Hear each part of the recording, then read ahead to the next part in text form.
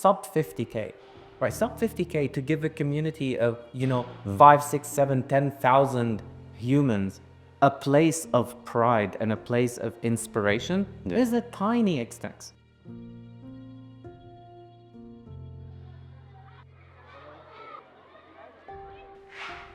I was quick. Yeah, your shoes, right? bro. Doesn't make any sense. Okay, so it's good we're not walking. No, you should have bought some shoes too for you.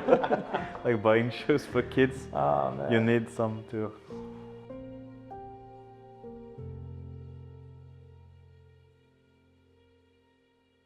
Yeah, so Qais and I were in uni together. We met like on the first day, and ever since, I think we've been stuck together. So we ended up working together on so many different occasions, and OK is the most recent shared project that we've worked on. So yeah. And then we met Dreams. He's one of the people that we randomly met on the internet. And now he's become a colleague and a friend. Still a random person from the internet, but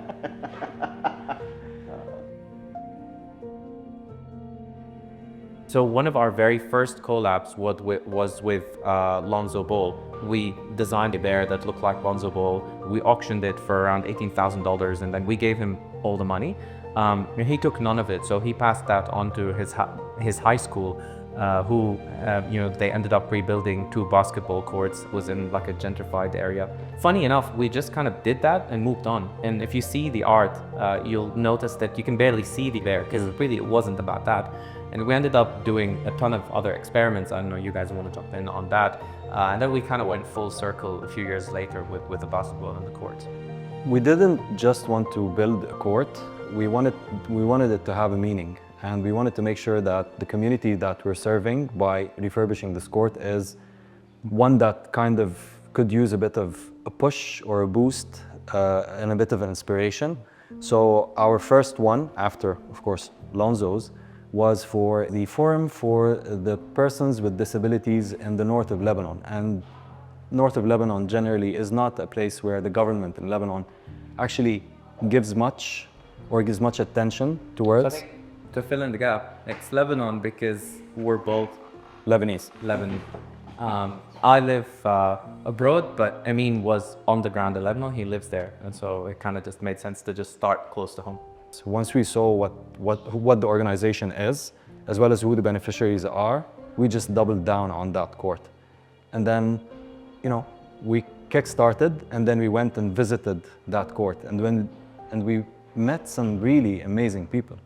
Like, you have so many preconceptions, but once you go there and you meet those individuals that are on wheelchairs, and then you see their spirits, and then you get to have conversations with them, understand their point of view, you get to understand a bit more their struggles, their daily struggles.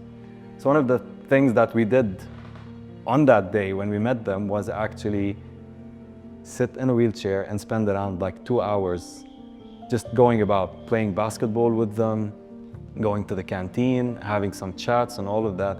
And you see that it takes so much to actually be on that wheelchair. I get goosebumps every time. And that's, It actually shaped our journey with that specific court. It got us so many different interesting personal stories with these people, and we identified some personas and characters there that wanted to share, and they wanted to give us their point of view, and they saw that we were actually genuinely interested to learn about it. And to be honest, that is what shaped the art that we did on the court itself. Because we didn't want something that felt apologetic, or it felt like it's not inspired by who they are. But after we saw their energy, after we saw their strength and their resilience, we just had to portray it in the best way possible. And so we decided to go with a single bear that's performing a wheelie on his wheelchair with so much composure, of course, while taking a certain shot. And it was immense. It was absolutely huge. And when we were able to share the art with them and see their reaction, it really allowed us to double down on the vision. And so it's definitely not just the court. And it's something that we noticed, here in South Africa as well. With the contractor, they laid the concrete, and then naturally they just were on autopilot, and then they kind of drew the lines of the court, and they're like, cool, that's it, court done. And you can tell when we first arrived on the first couple of days, the kids would walk around that court, and it's just like, whatever, right? It's a new court, okay. And I'm pretty sure if it was left in that condition, it was going to change their lives. But once you add art as a top player on top of sports, you add ownership. So it's by no coincidence that most sports teams have mascots. Why? Right? Because everybody wants to rally around a specific figure. And normally these mascots are cartoons because it's super inclusive. It's not one specific person, And so when we put art on these courts, we announce that this is a monument. It is no longer just a court. It is a stadium. And to be able to make those stadiums around the world, to then start creating, those teams that, bring together communities that are otherwise, struggling and don't have that kind of place to belong to and be proud of, really justified the direction. We saw it firsthand in Lebanon, and we continue to see it with every court we make. There's one more thing about that you were asking earlier on, like how we choose our courts. We also look at the communities around the courts. We want to make sure that these are either public courts that allow maximum amount of people to actually come and enjoy it and have a feeling of belonging towards this. So Tripoli was one case because it's open to the surrounding areas. We also did a court in Indonesia, in Surakarta. It's a double public court. And here, with the kids in the school here, like you could see that today we just had a game with them. They were so excited to play on the court. It's not just a regular court now for them. Yeah, There's their home. Exactly, like there's a story behind it. There's an experience. We got to meet them, we got to talk to them, we got to have certain activities with them also in their classrooms. They got to pick the design too. They got to pick the design. I think that is also something that we needed. At the beginning, we were all about doing good, but we were mostly gathering money and giving it directly to, like well-known organizations. Like we raised money for Movember, we raised money for UNHCR, also for the British Red Cross. What am I missing? We've raised Cancer money for the research. the Shields medical research, and at some point, we were happy, but there was something missing. There are certain donation channels, and they're known. So you're either donating food, you're either donating clothes, you're donating shelter, medical research, and that's all probably 10 times more valid than the work that we're doing. But nobody's doing the work that we're doing. And I think as a child, if I go back to like my childhood, I grew up not having much. And I remember when Space Jam came out, because I was an artsy kid, I wasn't very good at sports, but I was really competitive. It's a bit stupid. And then when Space Jam came out, it was just like this mix of two things, like cartoons and sports, and it just took my mind to completely different levels. I've got some pictures of me wearing a lot of clothes with those characters on them, and there was something about that the marriage of both those things, and also as a kid that didn't really have much growing up. I always wanted more than the essentials. Like we assume that kids are going to happy with hand-me-down clothes, or they're going to be happy with food, and of course they will be.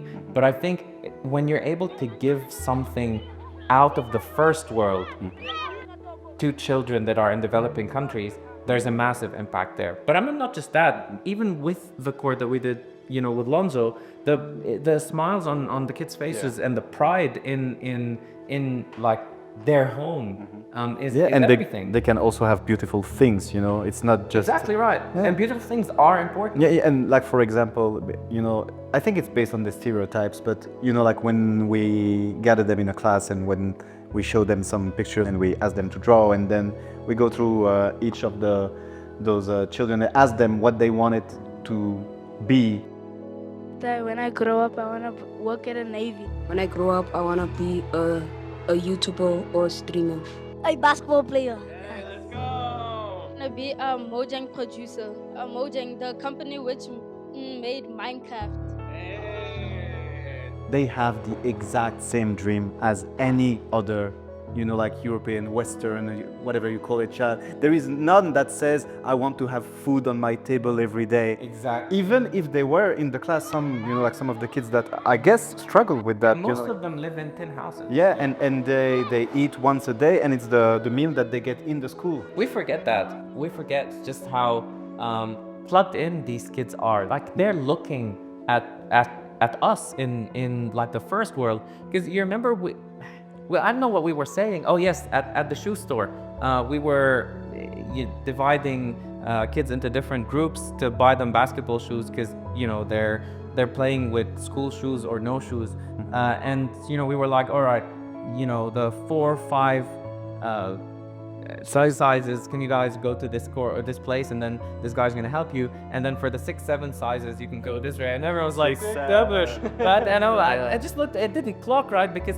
you walk around these houses and they're tin houses with like barely anything inside, but then you see just how important, and these the kids, when they were walking out today, I teared up. They gave us hugs, and I don't think we caught them on camera, and I'm actually happy we didn't. But for them to stop and say, thank you for doing this for us, thank you for everything that you've done, and I'm like, we just literally drew a bear on the floor and gave you shoes. Yeah, and it was extremely genuine. Like, for a fact that none of this was like, nobody pushed them to do it. They really felt it. Yeah.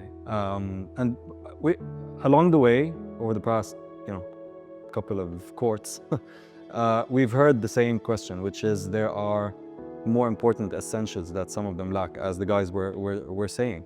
But as a kid, every kid deserves to dream. Every kid deserves to have their childhood and to think bigger and to not be weighted down by reality. And I think with this, we're giving them the opportunity to do that. Like, even if none of them becomes an NBA star, none of us did, as you can see, but they get to have that. And even if for a glimpse, we are given the chance to do that for them, then we've given them a good moment to enjoy this childhood that they have. Let's talk specifics as well. Let us, in terms of pure numbers and the impact that you're making, right? All we're doing is often cleaning up a concrete slab. In this case, we laid one from scratch. And so this would be one of our more expensive builds. But we're talking sub 50K, right? Sub 50K to give a community of, 5, 6, 7, 10,000 humans a place of pride and a place of inspiration. Is a tiny expense, right? And what you're able to do with something that is going to sit there for years and years is very different from, here's a banana. Yes, I ate it, but there's 6 million organizations giving out a banana. And also, you might not have a banana tomorrow, right? Which is another huge thing. But if you allow the kids to dream, then they might have a tomorrow. Yeah. And it's participatory. Do we say that in English? Yeah. Like, yes, they help build it. They chose the design, the ones that are, I would say, a little bit more talented. They even participate to coloring the other angles. Painting the wall. And so it's what we're really trying to do is to build something that they feel that they took part of it. Yeah. And that it belongs to the school. Exactly, that they made it themselves. It wasn't given to them as charity. They are as much part of it becoming a reality. We've seen the same thing in Lebanon, with the people in wheelchairs actually painting the walls. And you should tell a story about the man who... So, okay, he's like a 70-year-old man. He's I think the only one of that age group that was in the forum in Tripoli. And that guy, he doesn't talk much. The guy doesn't enjoy sharing anything. He's an old man with a lot of pride. But we got to chat with him over the course of several days. And at one point, once we started painting the court, the guy just shows up out of nowhere. We asked none of them, the court, not the wall. He shows up out of nowhere. And this is a person in a wheelchair. In a wheelchair. He completely... like nighttime too, wasn't it? Yeah. So he shows up like, we were painting in the afternoon because of paint restrictions and weather. So he shows up and, sits there and looks at us and then waits for like 10, 15 minutes and then asks the artist, so how can I help? And the guy showed up for 3 or 4 consecutive days actually painting the court with us. He would hop off his chair, and then he would crawl to the place where he was assigned to actually paint, and he would paint there with so much serenity. It was absolutely inspiring. Like for someone who can walk, like I honestly came to tears so many times while just looking at him, seeing how adamant he is about doing the job and showing us that he is capable. He is not someone who's, has a disability. He has some kind of superpower to overcome that and actually come here and really leave a mark on the court that's his, as well as the others, his peers in the forum in Tripoli. I wanted to ask you guys about the South African court, like in terms of what you guys have learned in the past 5 days, spending time with South African people, with this community, with Greg, with Marak, with Nico, and how does it align with what you guys had in mind for South Africa? Is it what you guys expected? I mean, there's a few things here. There's first meeting you guys, and second, it's our first time being together at a court and experiencing this. But I'll let you guys know. So first, something that we do all the time is that when we are pushing an initiative, we work with local contractors, and we make sure that everything that we do is done by the people on the place. And so every time we do something, we meet new people. Most of the time it is online, but this time we are all here, and so we met you. We met. I met Nico, met Marak, the artist, and something that really kind of astonished me is that, and that's maybe due to the fact that we are in a country where you're struggling, and so you have to be the best because of competition. You have really to be better because you need to be talented to go through, that life, which is a bit more complicated, is that all you guys, you are really talented in all the things that you do, and so dedicated. So The dedication thing, honestly, we're picky, right? We wouldn't have gotten here designing, such a brand if we weren't picky. But I'd walk on the court, even Greg. So Greg is the teacher. He teaches art and basketball, and he does graffiti art, and he teaches the kids about graffiti. And he was graffitiing one specific character, and he didn't like it. And I'm like, it's perfect. I mean, you're drawing it by hand. It was almost morphic is the actual art style. It was so hard. what's the Poly something. Anyway, so the guy actually drew it, and he started coloring in. And for us, it was done. And then we go for a bit and come back and see he painted over it in white. There was no character there, and he's restarted it from scratch because he wanted to get it right. And he did it. And that's Greg for you. Yeah, and we told him, we're like, it's perfect, it's great. I even posted it online, the halfway done one, and people were hyped about it. With Marak, it's the same thing. He's working so hard on the bare face because he knows that's the pièce de résistance for the whole art piece. And the amount of effort that he's putting into it is next level. Specifically with the kids. They're so well educated. Which is amazing. And again, it just goes to show you the amount of exposure that these kids have. And then, to be able to, I was talking to one of the girls, and I'm like, hey, who do you want to be when you grow up? And she's like, I want to be a professional basketball player. And I'm like, okay, who's your favorite basketball player? And in my stupid head, I'm thinking she's going to name LeBron James, Kobe Bryant.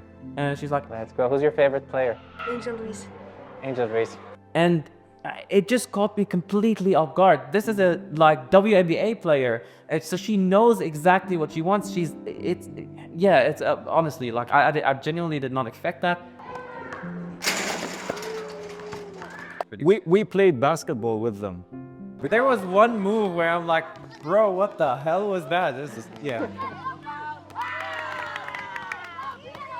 We have pledged the next 3 to 5 years of our lives into putting everything that we generate into these courts. And so if by a miracle we're making millions, then we're building hundreds of courts.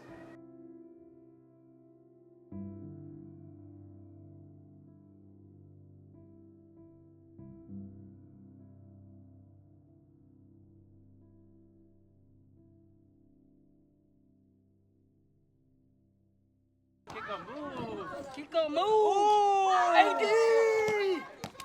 Nice one, bro.